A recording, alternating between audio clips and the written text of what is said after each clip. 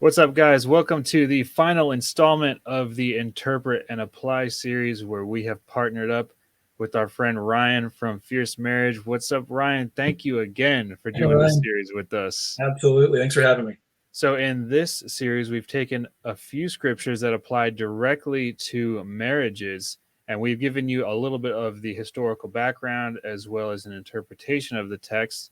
And then Ryan from Fierce Marriage has given us some handles on how to practically apply that in our lives. What does it look like when this verse sort of plays out in real life? And so, if you don't know much about Bible Dingers, we are a show that really teaches on historical context of the Bible, as well as a little bit of interpreting. And so that's what we do. And so that's what we've done with this series. And we've already gone through verses in Song of Solomon and Proverbs. And in this final part of the series, we are going to be doing Colossians 3:19. So I'm going to go ahead and just jump right in and read it for you guys. Good. It says, Husbands, love your wives and do not be harsh with them. Seemingly self-explanatory, husbands, but it can get pretty deep when we get into the interpretation of it. So first, I'm going to give you the historical background and some of the context. The author of Colossians was the Apostle Paul, who wrote to the church in Colossae. And with the name like Colossae, you would think it's a colossal city, but you would be wrong. It was actually a really small country town on the mountainside in Turkey. And so it was written around 60 AD to the town of Colossae. And Paul was actually in house arrest when it was written. And so we believe with every book of the Bible, there is an original purpose per se, as well as the purpose for you and I. And so Paul had a couple purposes when writing this to the Colossian church. His purpose for this specific section of the book, though, was to lead believers into spiritual maturity so that they could stand on their own. There was a lot of false teachers in that time, especially Judaizers, and they were sort of seeping their way into the Colossian church. And so he wanted them to be spiritually mature so that they could stand on their own, so that they wouldn't really fall easily for the false doctrines of the Judaizers. And so the interpretation of this text is sort of twofold. There's really two parts of this text. The first one is love your wives. And the Greek word for love here is agape. And this is a word that's sort of well known in Christian circles. There's a zillion and a half sermons, I feel like, that brings up what agape is. But if you haven't heard, it's essentially a selfless form of love, and it's really the most all-encompassing and pure form of love. There's a nuance to where you're putting the other person above yourself with this love. It's not really sort of a simple emotional love like you would see on romantic movies, rom-coms, Hallmark movies, or it's not really a friendship style love either. It's the same type of love that we see in a sort of parallel verse, which is Ephesians 5:25. And that verse says, Husbands, love your wives as Christ loved the church and gave himself up for her. So that actually sort of gives you a little bit of a definition of what love means in this certain text. It says that husbands are to self-sacrificially love their wives, to give themselves up for her. So that's the first part of this text in Colossians. The second part is do not be harsh with your wife. And so the Greek in this section sort of has a feel of bitterness and resentment with the words that are used. It calls for a husband to not be bitter or resentful towards his wife and then act in a harsh way towards her. The feeling and action is typically the result of a lack of love, it seems, with the words used in this text. And Paul, of course, commands husbands in this part of the verse not to be harsh with them, not to withhold love, but instead to love them sacrificially. And now that is deep and wide, to just self-sacrificially love your wife as Christ loved the church. And we could probably spend 7 hours trying to help you guys apply this to your life. But if you could sort of give us some sort of grasp on how we can at least begin to self-sacrificially love our wives, Ryan, help us out with that. Yeah, it's funny. I mean, these people, and us included, I feel like Christians included, will read these passages and even go a few verses around Colossians 3:19, Ephesians 5:25, and we're okay with husbands love your wives as Christ loved the church. I think that we tend to gloss over that because it doesn't really bristle our feathers too much. But then there's always a contrast to be made there, and Paul always makes it. He says, "And wives, submit to your husbands." And there's always in those two parallel versions, husbands are always called to love, and wives are called to submit. And we have to ask ourselves, why didn't Paul just tell wives to love? Why did he make this distinction? And I think, and some argue, and I do tend to agree, that men, I think he's speaking the language. I think he's speaking to a cultural thing that's happening in Ephesus and in Colossae that needs to be addressed in a kind of a pastoral way. But he's also speaking to the nature of husbands and wives, in that I tend to think that men are more naturally inclined to speak a language that has to do with respect and submission. Or in other words, they recognize authority and hierarchy, and that's their native language, right? Whereas women are more inclined to understand and speak the native language of love. And it's an emotive language. It's a language of expression, right? And so, whereas respect has to do with merit, husbands or wives submit to your husbands, respect, it has to do with merit, has to do with strength, expertise, and accomplishment. I think as men, we tend to operate in that currency already. Like I look at, I don't know if you do this, but and maybe I do this subconsciously, but you go somewhere, you're constantly kind of sizing up people that you're meeting, other men that you're meeting. Not sizing them up like, I bet I could beat you. Like, it's not that, but it's like, who are you? Or who do you think? Where do I stand? Yeah, where do we stand in relationship to one another? And depending on your insecurities, you might puff up, in a certain way, whether it's, bragging about your accomplishments or, wearing a puffy jacket so you look bigger than you. The point is that that's kind of our native tongue, right? We're always kind of sizing one another up. We deal in that currency naturally. And if you look, if you want to get really nitty gritty about it, but for years past, your survival depended on your ability to hunt, your ability to read and work land. A man who respected his prey or respected his land typically got more for his efforts, right? And a man who was competent in his ability typically got more for his efforts. But on the contrast, the language of love is not necessarily as intuitive to men. Now, men aren't these emotionally stunted creatures. I feel like men have plenty of emotion. Maybe men haven't, over the last 75 years, haven't been encouraged to be emotionally mature in how they express emotion, but men feel so I think there's this caricature of men that says that men lack love. I think the apparent lack of love is really just this inclination to speak a different language is what we would call maybe a lack of emotional maturity. But the point is in contrast with that respect currency, love has to do with almost a meritless affection, right? Like when I say I love my wife, it's not because she could beat me up. And she probably could beat me up because she's awesome like that. But but not because it's because I love her. I love this woman, and it's in some ways it's meritless. Granted, I think she's beautiful. I think she's awesome. I think her personality is great. Like every husband loves their wife, but my love is not rooted in her performance. It's rooted in who she is, right? And so it's a very different currency. And so Paul is touching on this. He's saying, husbands, love your wives and do not be harsh with them. So harshness or lack of love is the result of us leaning more into kind of this language inclination that we have to be more rooted in results and respect and things like that, as opposed to kind of the soft currency of love. And so Paul is addressing this. A man will, so for instance, a man who has grown cold will lack the actions of love. He can, I don't know about you, but I'm pretty good at compartmentalizing life. Mm-hmm. Like I can feel a certain way about something, but that won't necessarily affect the other thing that I'm thinking about or doing. Yeah.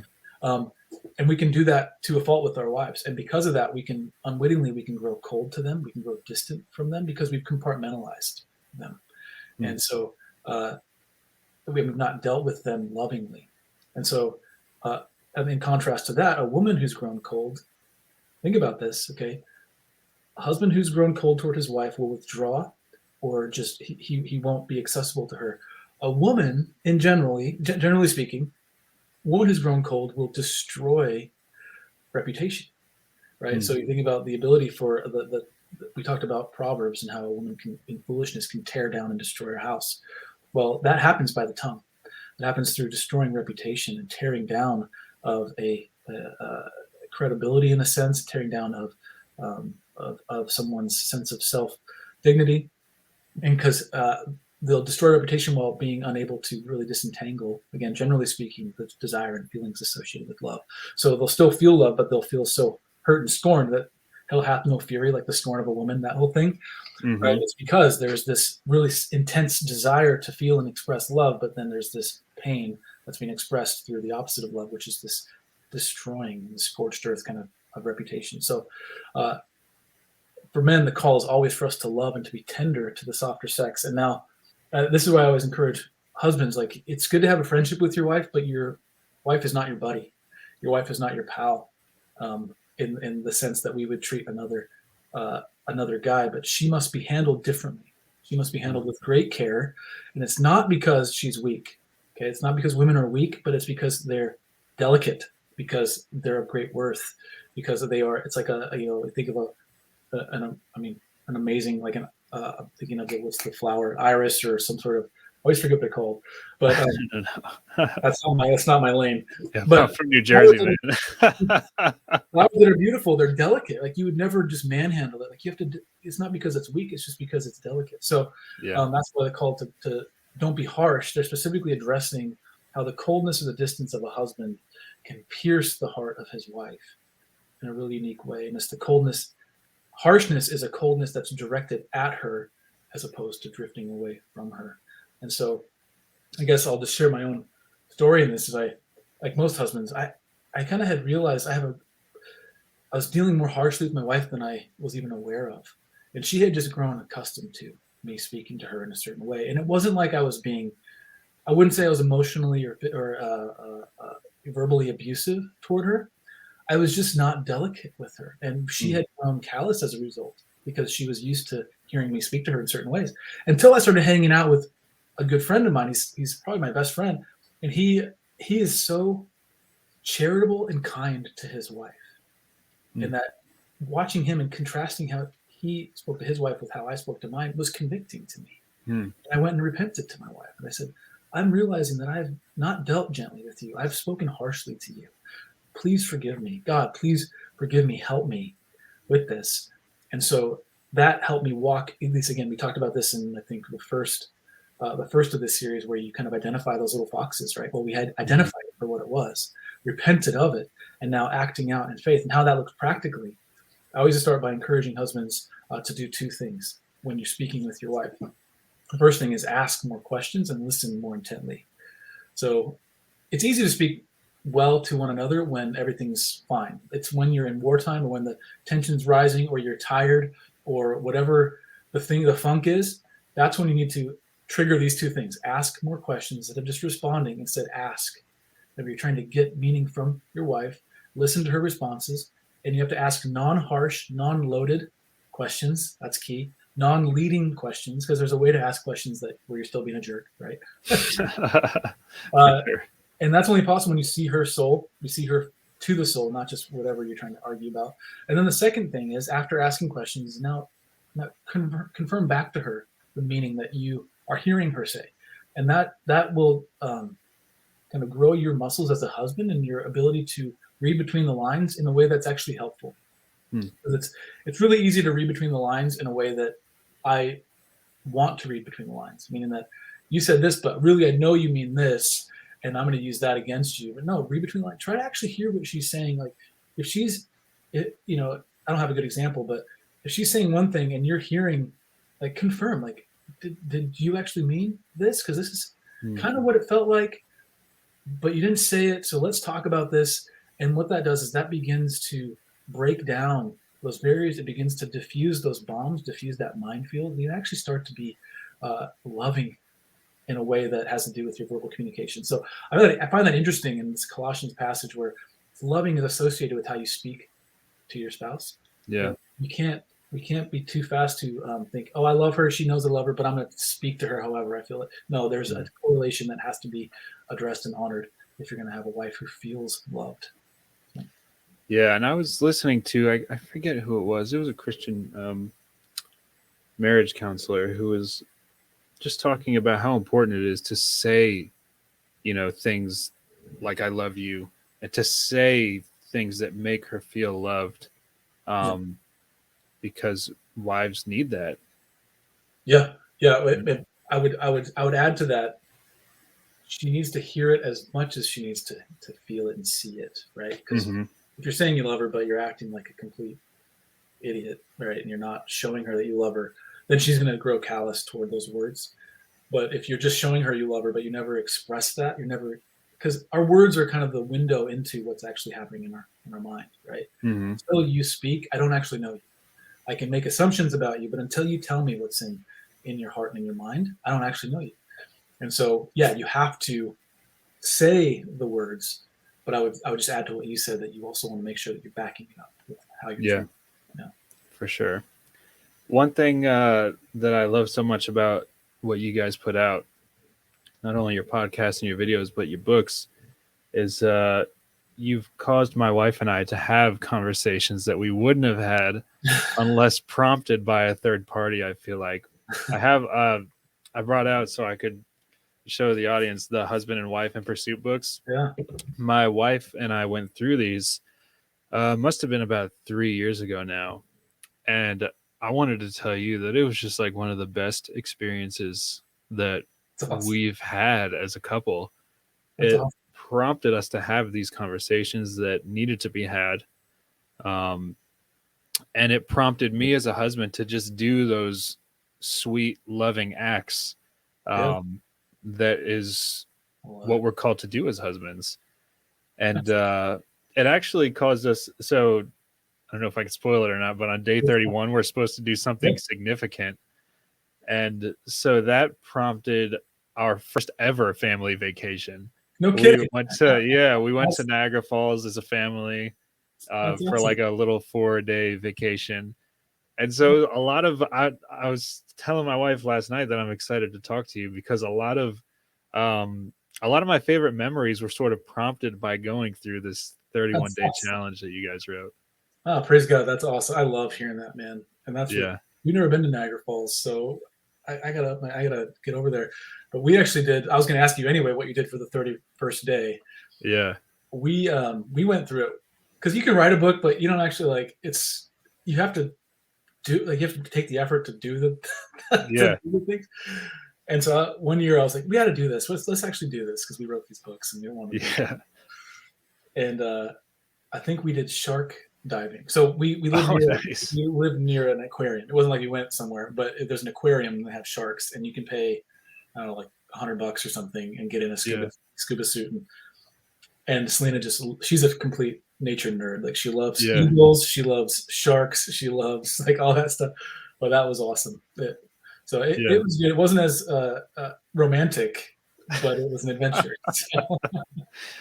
I hear something about psychology about doing scary things with your spouse or when you're dating. I heard that's also a good thing to do because I don't know, something about how the brain works and fear and love. It's shared trauma is what it is. Yeah, that's what it is. Something you guys can relate to in the future. Yeah. That's funny. Well, listen, anybody who wants to go through the 31-day challenge or they want to watch some more of your guys' videos, where can they find some more info on you guys? Yeah, the easiest way is just go to our websites, Fierce Marriage or fierceparenting.com. They're two different websites. We're on all the socials, Instagram, Facebook, Twitter, and YouTube as The Fierce Family. We kind of do all of our podcasts, video form through our single YouTube channel. So you can use Google to search for Fierce Families, Fierce Marriage, Fierce Parenting to find us. Awesome. Well, listen, man, thanks so much for doing this series with me. It was really good conversations, and it made me think a lot, and I can't wait to go downstairs and hug my wife and tell her that I got to talk to the legend, and speak Ryan Frederick himself. Whatever. Yeah.